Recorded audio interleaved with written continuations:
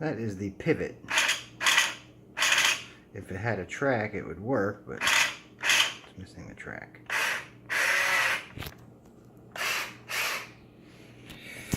Alright, that is just a quick video. Oh, since I'm making this video, the battery contacts